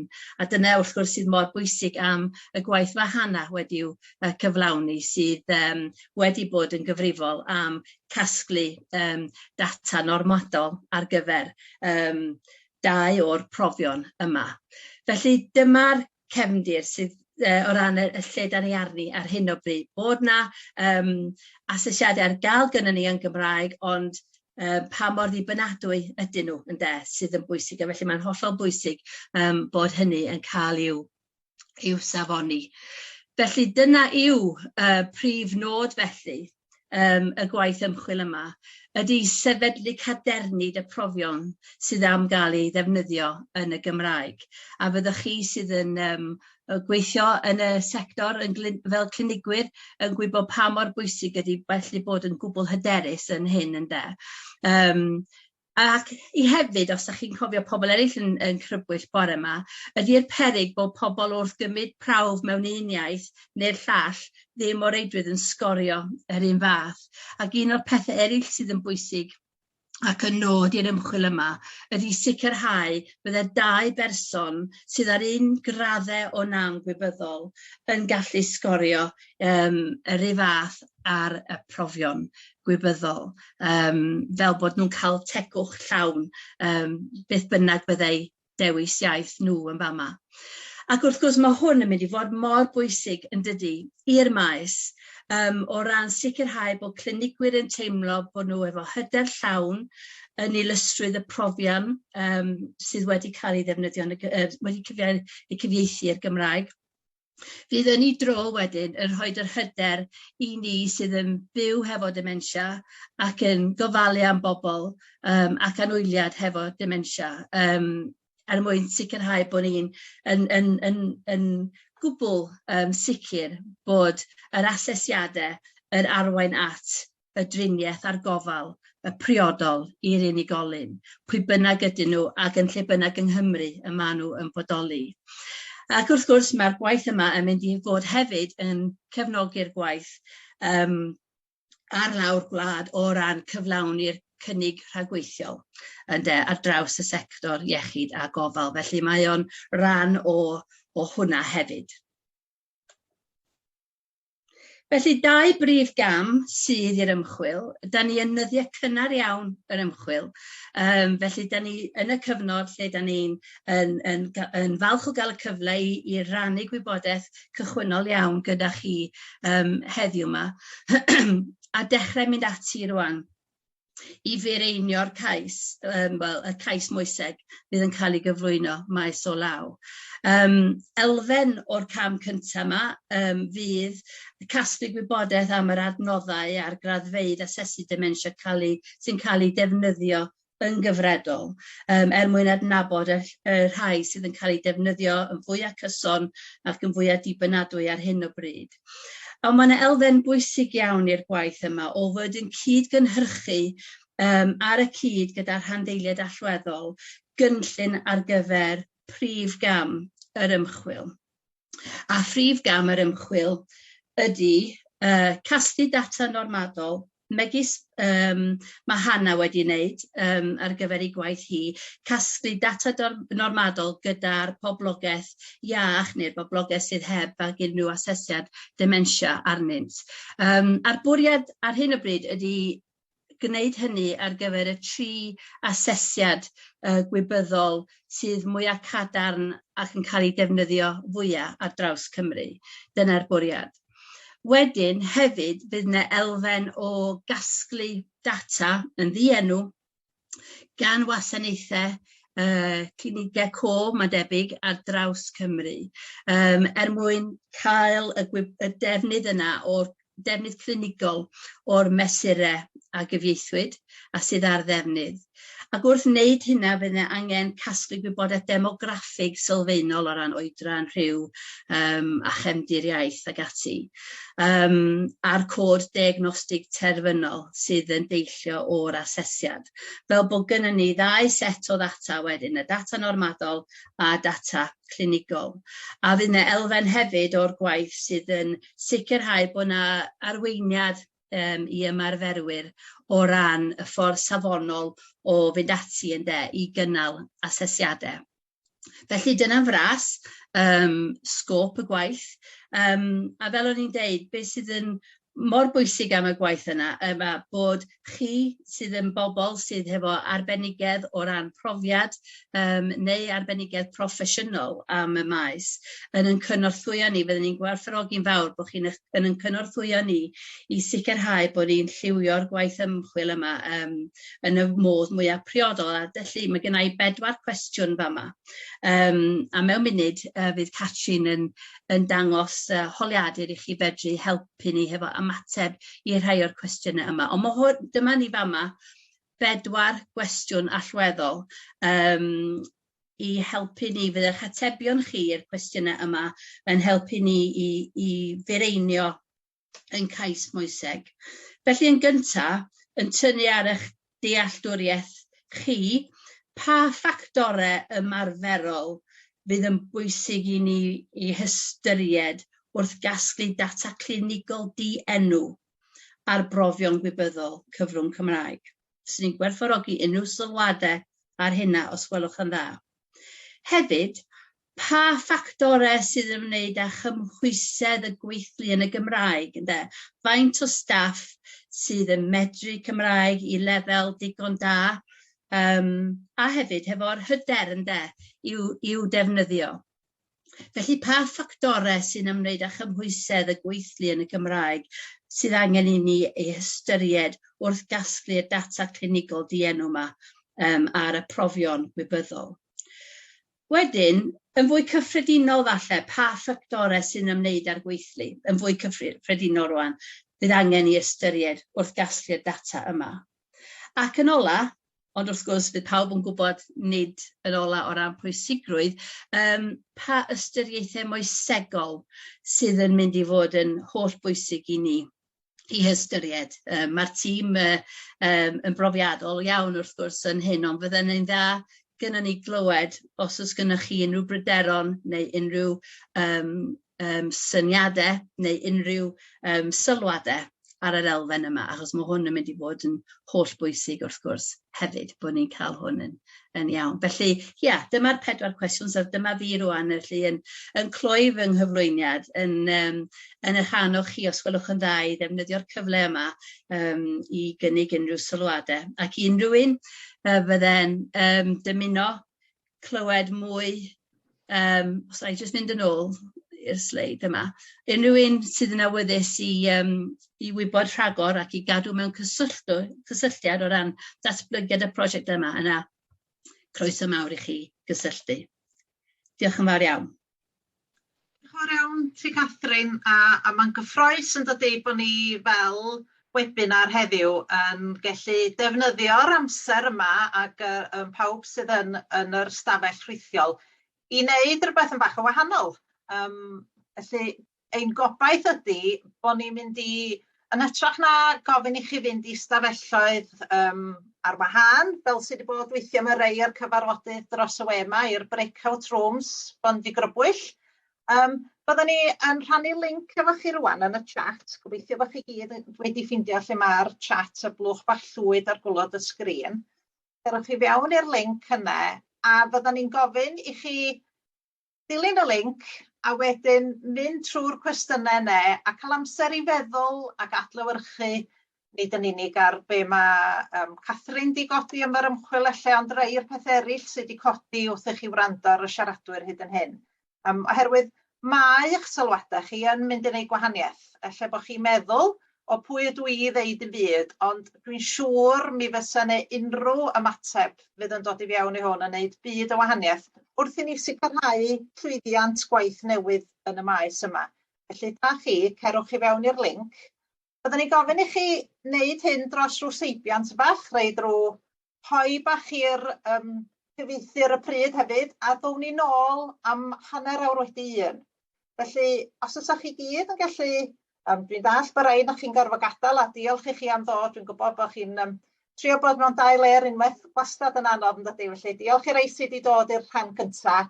Ond os ydych chi yn clicio ar y link ac yn rhaid eich sylwadau, mi fydd y sylwadau yn dod i fi, a mi fydda i wedyn yn mynd trwy hein i helpu fo adeiladu'r ymchwil.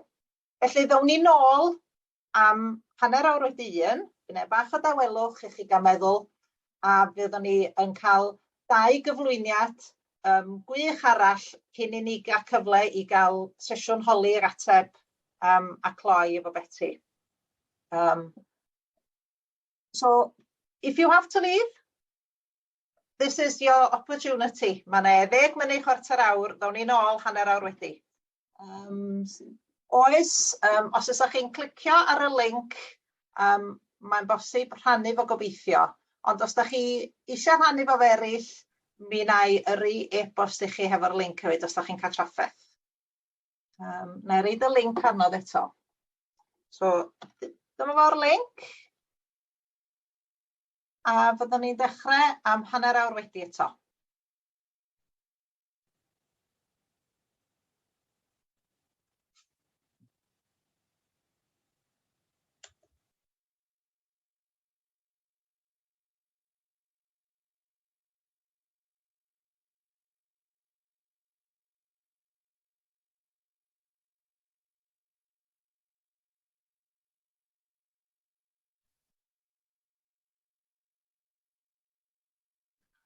Dyma ni, yn ôl efo'n gilydd. Gobeithio bod chi wedi cael amser i symud o gwmpas yn bach, nôl diod, neu bendant, mae yna rei na chi wedi bod yn cwblhau ein holiadur yn dilyn sgwrs gyn Hannah a Catherine. A diolch yn fawr iawn i chi am wneud. Dydy o'n wych yn dydy bod ni'n gallu cael ymatebion mor handi mewn llwyfan mor rhynweithiol a hyn.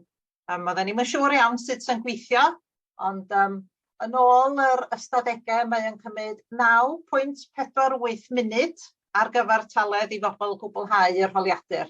Felly, daliwch ati os da chi'n teimlo bod chi eisiau amser i feddwl ar ôl y cyflwyniadau, byddwn ni wrth yn boddau yn derbyn mwy. Felly, diolch yn fawr iawn i pawb. Dwi'n gweld y niferoedd yn mynd i fyny wrth siarad, a mi stopio edrych ar y sgrin arall. Mae gennym ni siaradwyr eraill ar eich cyfer chi rwan. Yr sgwrs nesaf fydd gynna ni, s'n ni 2 siarad eto cyn i ni gael cyfreig a holi ac ymateb a geiriau gloi ar y diwedd. Felly yn yr hanner awr nesaf yma, mi fydd gynna ni gyflwyniad nesaf gan Angharad Higgins. Dwi'n gwybod os dwi wedi... Mae ni Angharad yn person brwdfrydig iawn dros y iaith fel pawb sydd wedi dod yma heddiw, dwi'n siŵr, beth bynnag eich sgil iaith o siarad. Ond mae yn cynnal ymchwil law yn llaw hefo'i gwaith bob dydd, felly na i adael i Angharad deithoch chi'n bach mwy am ei ymchwil hi. Mae hi'n gwneud ymchwil PhD yn yr un amgylchfyd ac honor, ond dwi'n edrych ymlaen i glywed am gwaith Angharad. Diolch yn fawr iawn ti, Angharad. Diolch Catrin am y cyflwyniad. Ymddiheuriadau pawb, sgen i ddim y switch i newid sleid, so bydd fi bach o'r Chris Whitties fan hyn wrth bod fi trio pwyntio i pa sleid dwi eisiau nesaf.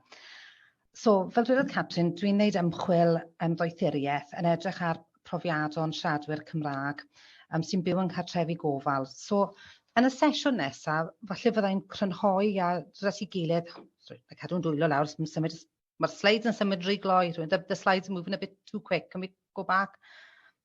Sorry. Diolch, thank you. Yn y sesiwn yma, falle fyddai'n tynnu at ei gilydd rhai o'r themau sydd wedi dod o'r siaradwyr gynt ac edrych yn falle fwy personol ar sut mae'r iaith yn effeithio ar siaradwyr Cymraeg o fewn gofal. So, o fore, gwyn, tan nos, so pa pwyntiau yn ystod y dydd mae'r iaith yn bwysig i bobl.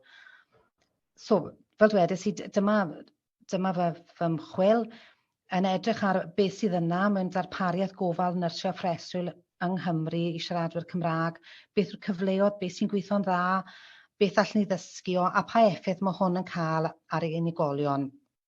Fel medd Chris Whitty, next slide, please. So, o ble dwi wedi bod yma fy nhaith, so dwi wedi bod yn edrych ar y llenyddiaeth rhyngwladol ar siaradwyr ieithoedd lleiafrifol. Dechreuais i off yn edrych ar pa ymchwil oedd yna ynglyn â siaradwyr Cymraeg a dras gwaith Conor yn amlwg, ond does dim llawer i gael, os dim lot i gael. Wedyn edrychais i ar ymchwil am siaradwyr ieithoedd lleiafrifol cynhenid a disiadraeth y gwaith am y Sami ac yn y blaen. Ond eto, oedd dim lot, so wedyn nes i edrych yn rhyngwladol ac edrych beth sydd yna yn rhyngwladol allwn ni ddysgu am yn y cyd-destun Cymraeg. Wedyn heles i holiadur i gwasanaethau gofal, cartrefi gofal dros Gymru, yn gofyn am ddarpariaeth, am sut maen nhw asesu anghenion bobl mewn teuluriau iaith, beth am y gweithlu, pwy sy'n siarad Cymraeg, pa fath hyfforddiant a pa ymwybyddiaeth sydd yna. A ges i rhyw 44 ymateb i hynny. A nesaf, dyma ble dwi nawr, dwi'n gobeithio mynd ar-lein i cyfweld a trigolion cartrefi gofal i deall wedyn sut beth yw profion nhw, ble mae'r iaith wedi bod yn bwysig iddyn nhw yn ystod bywydau a ble mae fe'n bwysig nawr. Ac o hwn i gyd, fyddai'n dihongli hwn a dod mas a argymellion a gobeithio ymarfer da i rhannu ar sector wedyn. So, next slide, please. Diolch, thank you. So, yn gyntaf, jyst am cwbl o eiliadau, hoffwn i bawb meddwl am be fysa'n bwysig iddi ni os o'n i'n symud mewn i cartre gofal, a be fysa'n bwysig i ni fel y pobl ydyn ni nawr. So, y pethau wnaethon ni ddoi, ni wedi gwneud bore mas i'r treulio ni'r penwythnos, be fysa'n bwysig? Ife dealltwriaeth parch bobl yn gweld ni fel unigolion, cael treulio amser gyda'r bobl sy'n bwysig i ni, annibyniaeth bobl yn parchu'r dewisiadau ni'n wneud, a wedyn jyst i feddwl am sut bysau iaith yn effeithio ar hynny. Next slide, please. Diolch. So, dechrau'r dydd, dyma ni yn deffro yng nghartre gofal am y swnau wahanol o gwmpas, a falle bod e'n debyg i, os yn ni yn y car, a mae'r radio wedi colli'r station, so ni wedi colli'r tŵn y radio, ni'n trial gwasgu'r bottom scan yna, a mae sŵn gwyn, a wedyn mae cwbl o geiriau ni'n deall, a wedyn mae sŵn gwyn, a wedyn falle bod yna tôn rhywbeth sy'n gyfarwydd i ni. O falle fod deffro mewn cartre gofal yn profiad go debyg, lle mae bobl yn dechrau'r dydd, maen nhw'n dod mewn i'r gwaith, maen nhw'n codi bobl eraill, mae yna clebran yn mynd mlaen, mae yna sŵn falle trolis te'n symud hibo, meddyginiaeth yn cael ei roi. Lot o sŵnau wahanol, ond os mae rhywun yn deffro fel siaradwr Cymraeg, falle pob un o'n nhw ddim yn iaith maen nhw'n deall. O, diolch. So dyma'r sleid nesaf nawr, pan ni'n meddwl ni wedi deffro, ni'n codi, a fel dwedodd Connor, mae gofal personol yn rhywle lle mae iaith yn holl bwysig. A mae'r perthynas yna rhwng y gofalwr a'r person sy'n derbyn gofal mor hanfodol pan ni'n meddwl am safon gofal. A falle os ni'n meddwl, sut allan ni'n mynegu fod ni'n anghyfforddus os oedd rhywun ddim yn deall ni?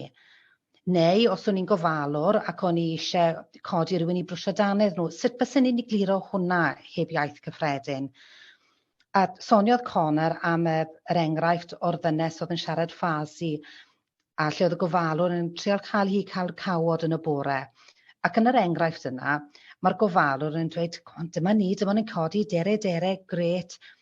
A trwy gydol hwn, mae'r fenyw sy'n siarad ffasi'n dweud, na, dwi'n eisiau cawod, dyn ni ddim yn cael cawod nawr. A mae fel fod hi'n siarad ar wal, achos dyw'r gorfalwr ddim yn deall gair mae'n sôn am. A mae'n enghraifft arall yn y llenyddiaeth o fenyw sy'n o dras Cwriaid, a mae'n byw yn America, a mae merch yn mynd i ymweld â hi, ac pob tro mae'r merch yn ymweld, mae'r fam eisiau bwyd. A mae'r ferch yn dweud, mam, pam nes ti'n gofyn am bwyd amser brecwast? Os neb di sôn fod yn amser brecwast heb bod to. A dyma'r ferch yn siarad ar gofalwyr, a dyma nhw'n dweud, o na, dwch fam, byth eisiau bwyd amser brecwast, ond jyst diffyg deall yw e. So mae'r perthynas yna, a'r link trwy iaith a'r gofalwr yn holl bwysig. Next, please. Next slide, please. Na fe. A dwi'n gwybod fod hwn ddim yn uniongyrchol i wneud ar iaith, ond mae fe'n agwedd diddorol o'r ymchwil i profiadau am siaradwyr ieithoedd lleiafrifol pan ni'n edrych ar bwyd. Ac yn diddorol, falle blas ar arogle'r blas yn ynghegau fydd y peth ola sydd dan ni, yr cyfeiriad diwylliannol ola sydd ganddo ni.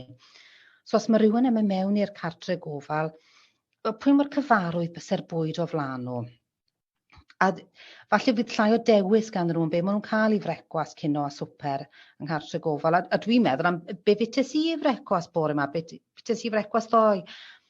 A sut fi nath gall dewis hynny, a newis i oedd pwy mor bwysig mae'r dewisiadau yna.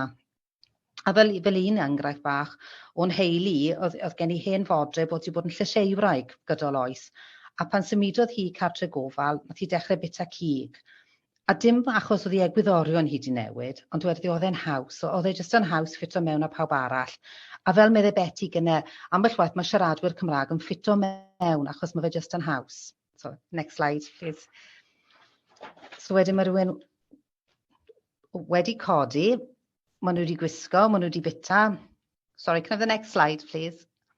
A maen nhw'n mynd mewn i'r stafell fyw. Mi gewn i'r sleid nesaf, gobeithio. Dwi'n pwyntio fydd rhywun yn... falle fod yna rhyw broblemau. Wrth fod nhw'n gweithio fe mas nawr.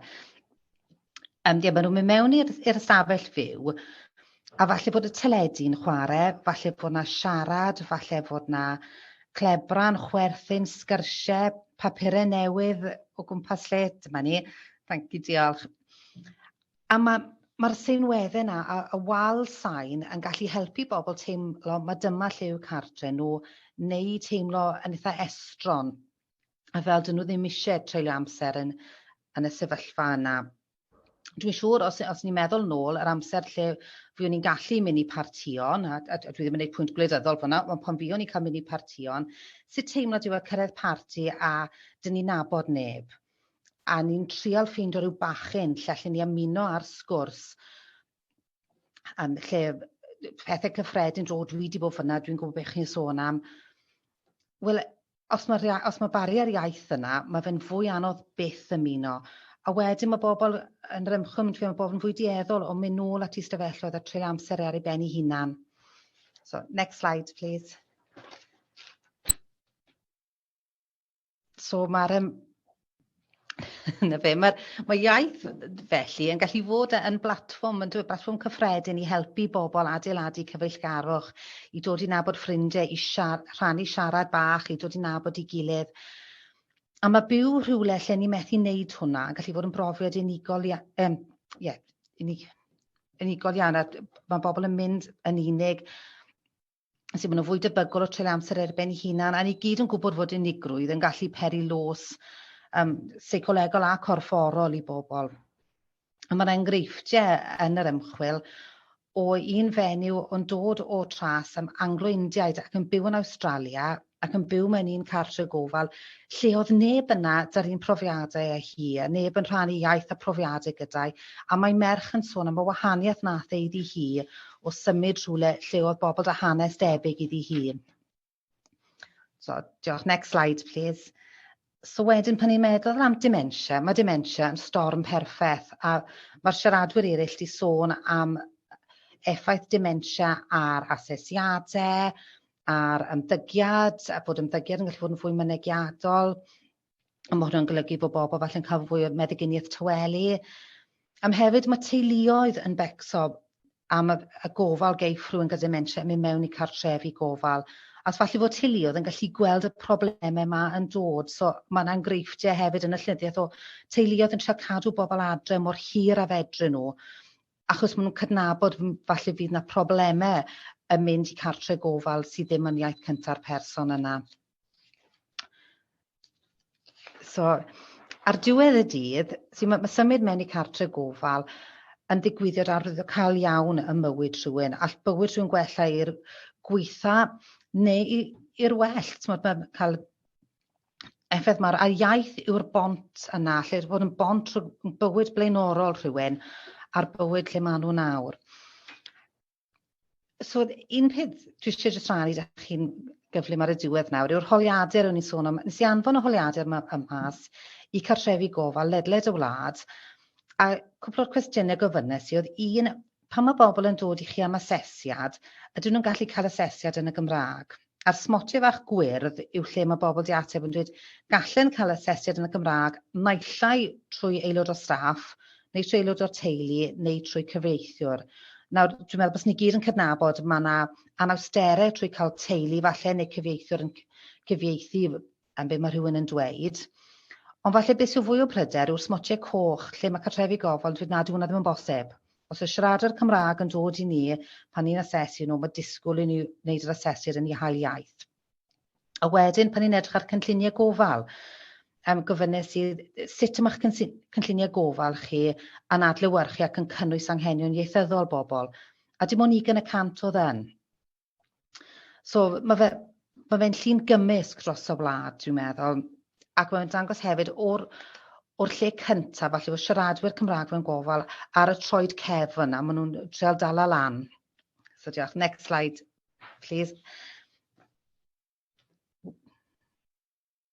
Na fe, diolch, thank you. Ac hoffwn i hefyd jyst gofynnes i iddyn nhw am Covid. So, beth oedd profiadau siaradwyr Cymraeg wedi bod yn cartrefi gofal yn ystod Covid? A pan ni'n meddwl am Covid, a pwy mor anodd mae wedi bod i bobl yn byw yn cartrefi, i cael unrhyw ymwelwyr, ac i gweld teuluodd, ac i gweld ffrindiau, ac i cael unrhyw links ar byd allanol. A mae'r atebion fan hyn, gair am air be sgwennwyd.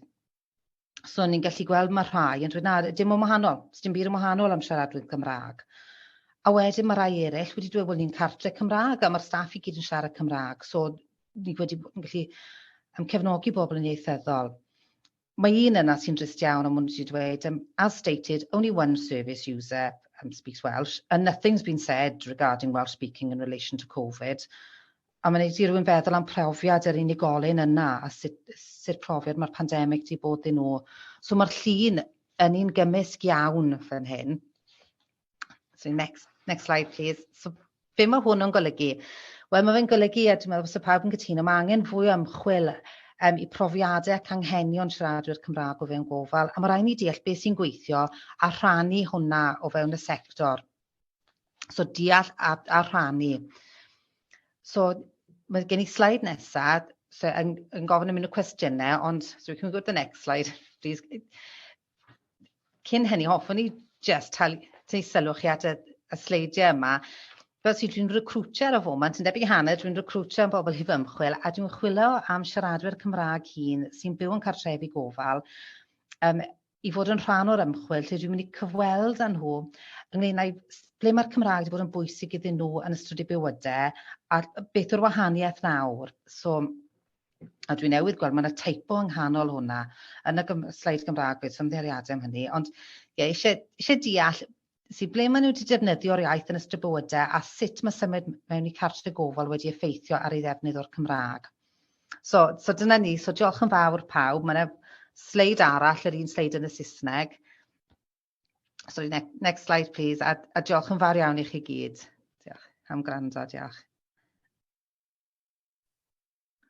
Diolch yn fawr iawn ti Angharad, dwi'n meddwl bod hyn wedi dilyn gwaith ymchwil Conor yn dda iawn ac yn danos alle mae'n haws egluro wrth edrych ar llenyddiaeth rhyngwladol faint mor anheg ydy'r profiadau. Mae yn frawychus meddwl os ydy'r ddwy iaith wedi cael statws cyfartal, pam dydy hyn ddim yn cael ei gynsidro pan mae bobl yn gofyn y cwestiynau lle. Felly, diolch yn iawn ti Angharad, gwaith pwysig iawn, a gobeithio fydd pawb sydd yma heddiw yn gallu helpu chdi recriwtio mewn maes sydd yn heriol i wneud, dwi'n gwybod, ond yn waith pwysig fel oedd Betsy'n deud cynt, lle mae'r lleisiau Cymraeg yma. Fellwch chi helpu Angharad i sicrhau bod profiadau siaradwyr Cymraeg ar gael. No'n ni reid, Angharad, ni di reid y manylion yn y chat hefyd sy'n rhywun gallu copio dy fanylion di wedyn. Diolch yn fawr. Felly, da ni symud ymlaen i'n siaradwr ola. Last but no means least, wrth ymwneud ddeud, da ni hefo ein ffrind yn y Gymdeithas Alzheimer's Cymru, Hugh Owen, sydd o swydd pwysig a phrysur iawn o ran datblygu a sicrhau bod y polisïau yn gweithio yng Nghymru ac hefyd yn arwain ar y gwaith fel cadeirydd neu cyd-gadeirio y grŵp Dementia'r Iaith Gymraeg. Da chi'n cofio fi'n sôn ar y dechrau am yr adroddiad, mae'r Comisiynydd a'r Gymdeithas wedi ariannu nôl yn 2018 a wedyn allan hynny ddoth yr grŵp, yr is-grŵp yma. Felly, yn ychydig amser sgynna ni ar ôl, da ni lawr i'r chwarter awr ola. Hyw, mi yna i basio ar awen eich di a gawn ni sylwadau gloi wedyn gan Betsy, gobeithio. Right, no pressure. Diolch yn fawr iawn, Catrin. Prynhawn da pawb. Hoffwn i ddechrau i ddweud diolch am CADR am y gwahoddiad i siarad i chi gyd heddiw. Ddysgwr Cymraeg dwi, felly dwi'n siarad yn Saesneg heddiw. I want to do this quickly, and I'm a lot quicker in English at the moment than I am in Welsh, but I will try and get there as we go forward. So, as Catrin said, I'm going to be talking about the work of the group on Welsh language that exists at the moment in Wales. But I think it helps to set the policy context a little bit. And to do that, our story starts back in 2018 with the publication of two specific documents. The first is the National Dementia Action Plan, and the second is the 2018 report co-authored by ourselves at Alzheimer's Society Cymru and the Welsh Language Commissioner's Office. You've heard quite a bit about that already today. The National Dementia Action Plan contains one mention of the Welsh language in the main body, and there's no formal words on Welsh until page 31, part of Annex 1, which does a little bit about the active offer. Our 2018 report contains 15 recommendations covering a wide variety of sectors, from the Welsh Government, Senedd committees, all the way through to Care Inspectorate Wales, the health boards and local authorities. Some of the recommendations are, to be brutally honest with you, very, very basic. Some of them are things such as tracking people's language needs. You know, what language would you like to access your care in? It's something that is incredibly, incredibly basic, but something that's really not done widely across Wales, as Angharad's survey showed in the previous presentation there. It sounds basic, but small things like this will make such a difference to providing and receiving care for people living with dementia. As part of our work on the report, we've started a Welsh language group, and there's many members of that group here today.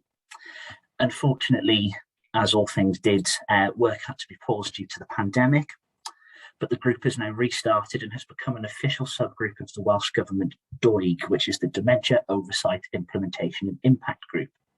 That group provides scrutiny and oversight on work the Welsh Government is doing to implement the National Dementia Action Plan. Work is ongoing with members of the Welsh Language Group to develop a robust scrutiny process and priorities for the group, ensuring that lived experience, so the experience of people not only living with a diagnosis of dementia, but caring for people with a diagnosis of dementia, is embedded in the group and everything the group will be doing going forward. Since the pandemic, the Welsh Government have published a companion document to the National Dementia Action Plan, which features 2 recommendations on the Welsh language. Those are utilising that Welsh language group to drive forward the recommendations from the report that was published by ourselves and the Commissioner's Office in 2018, and to commission research to further identify good normative data on Welsh language versions of cognitive assessments. You've heard about that work already today. As I was prepping last minute notes for this, I received an email to say that the Welsh Government will be delivering a statement on the 15th of February on the real living wage for social care workers, which will be delivered by Julie Morgan, who is the Deputy Minister for Social Services. I decided to drop that in there because one of the key things we've heard about today is workforce and workforce skills, and attracting people who speak Welsh into the caring workforce to enable us to provide the level of care for people using the Welsh language that they need. It'll be really, really interesting to see what comes of that statement, and you can rest assured if it's not good enough, we'll be on the case. Alzheimer's Society Cymru are also doing work on social care reform for Wales, which is being driven by the cross-party group on dementia, which is chaired by Rhysab Owen, the Plaid Cymru member of the Senedd for South Wales Central.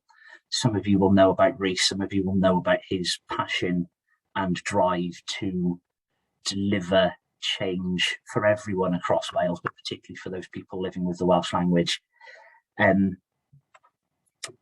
If anyone would like to contribute to that work, have any questions or comments on it, I'm sure my email can be popped in the chat. I'm happy to give permission for all of that and to be included with the notes of this, so please do get in touch.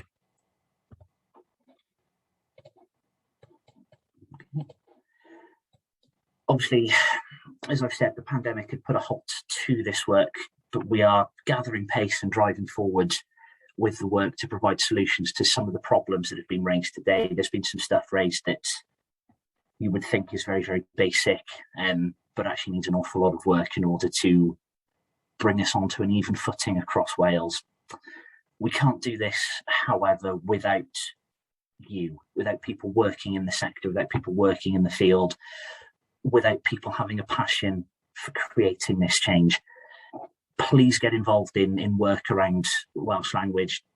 Coming today is a great step towards doing that. If this is the first event you've been involved in, keep going on it, please. Tell us your issues, tell us your solutions, and tell us what works for you when delivering care through Welsh. Or if you deliver care through another language and you think there's lessons we can learn, please absolutely tell us on that. If anyone's got any questions or comments, again, on the work of the Welsh Language Group or wants to be involved, please send me an email. I'm aware we want to get questions in, so I'll leave you today with this. In order to provide the truly personal care that policy sets out, it's essential that we not only enable but encourage the use of a person's own language when accessing services. It's this encouragement that is vital, as people may not want to waste our time by speaking in their own language, but as we've heard today, and we have no doubt seen throughout our work, care delivered in a person's own first language is often better and can enable the person to live a fuller life enriched by the care that they receive.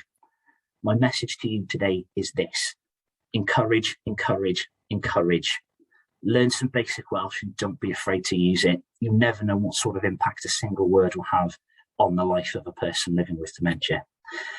Diolch yn fawr i CADR am y gwahoddiad heddiw.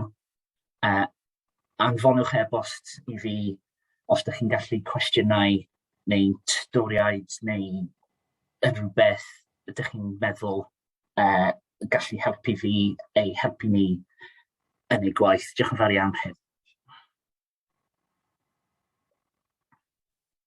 Diolch yn fawr iawn i ti, Huw. Wedi llwyddo i grynhau y sefyllfa fel y gymai o ran y polisi ag yr gwaith yn dilyn yr adroddiad yna yn gryno iawn. Da ni'n gwerthfawrogi dy ymrwymiad di ag dy ymdrech a dy ddafal barhad dros bobl sy'n byw efo dementia i gyfalwyr, ond hefyd siaradwyr Cymraeg yn benodol. A ni wrth yn boddau bod ti'n dysgu Cymraeg, ac bellach yn siaradwr Cymraeg, ond wedi siarad yn gyflym yn Saesneg i helpu ni heddiw. Diolch yn fawr. Dwi am ofyn, dwi'n mynd reid yr gwybodaeth i chi gysylltu fan yn uniongyrchol, daliwch i drydar, ond ga i ofyn i Beti alle jyst reid chydig o sylwadau jyst i grynhoi be mae heddiw wedi gyflawni os o gwbl. Diolch Catrin. A diolch yn fawr iawn i Hannah, Catrin, Angharad, Hugh a Connor am eu cyflwyniadau. Mae'r gwaith ymchwil yma wrth gwrs yn mor bwysig ac yn cadarnhau'r angen am newid. A cofiwch fe fydda i weithiau yn colli ymynedd achos dwi'n gwybod am waith ymchwil sydd wedi cael ei wneud a fi'n meddwl i fod yn bwysig iawn ond wedyn yn cael ei roi ar y silff. Mae'n rhaid i ni wneud yn siŵr nad yw hynny ddim yn digwydd i'r hyn rydyn ni wedi glywed heddi. O'n i'n darllen ddoe os felly bod hyn o ddiddordeb am gorff o'r enw National Dementia Alliance sydd wedi sefydlu Friendly Hospital Charter yn Lloegr ac fe gwahoddwyd nhw i Gymru i wneud yr un peth. A bach iawn pan o'n i'n mynd ar ei gwefan nhw, bach iawn o sylw sy'n cael ei roi i'r Gymraeg yn yr hyn ddarllenes i ty beth. Mae yna rhyw 15 o fudiadau ynghlwm wrth y prosiect ac roedd yna un ohonyn nhw'n dweud this charter will help ensure BAME communities receive an appropriate culturally competent service. Amen, dweud i. Ond, beth am y Welsh-speaking communities? Ond i ddylen nhwythau hefyd receive an appropriate culturally competent service. Fe geir na frawddeg hefyd, the needs of people from groups BAME, LGBT, a wedyn, Welsh speakers and people with learning disabilities are recognised and valued. Wrth gwrs, da iawn. Ond yng Nghymru, nid rhywbeth ychwanegol fel ar Welsh speakers fod, fe ddylen nhw fod reit yng nghanol unrhyw polisïau neu weithgareddau sy'n ymwneud â gofal dementia. Wel, dyna'r rant na drosodd. Mae'n anawsterau. Mae'n rhaid cynabod hynny fel y glwson ni gan Connor. Mae yna brinder gofalwyr yn gyffredinol, mae'n greisus, y rhaid talu cyflogau iawn i ofalwyr. Mae'n un o'r swyddi pwysica yn y maes gofal meddygol. Ac wrth gwrs, mae'n rhaid i'r Gymraeg fod wrth galon unrhyw gynlluniau o ran recrwtio gofalwyr. Mae yna brinder seicolegwyr clinigol sy'n siarad Cymraeg, ac mae hynny'n effeithio ar yr asesiadau. Ond os ydy gofal dementia yn mynd i gael blaenoriaeth, ac fe ddyle hynny ddigwydd, am lot o wahanol resymau, yna fe ddylu troi blaenoriaeth hefyd i hyfforddiant a gwneud yn siŵr bod y Gymraeg wrth galon yr hyfforddiant hwnnw. Diolch i chi gyd am ddod i'r gynhadledd yma. Gobeithio cyn bo hir y gallwn ni wneud yn y cnawd fel betai, fforiel, achos dwi o'r farn bod rhaid i ni gyd ddangos yn bod ni o ddifri am wella gofal dementia ac mae'n rhaid i ni bwyso am newid y chwildro yna dwi wedi galw amdano fe ers blynyddoedd gan gofio wrth gwrs bod angen i'r Gymraeg fod wrth galon popeth. Diolch yn fawr. Diolch yn fawr Beti, a dyna ddiwedd yn cynhadledd. Diolch i bawb, cadwch mewn cysylltiad ac gobeithio bod chi wedi cael eich ysbrydoli i symud y gwaith yn ei flaen hefo ni ac yn eich misydd eich hunain. Diolch yn fawr iawn i bawb.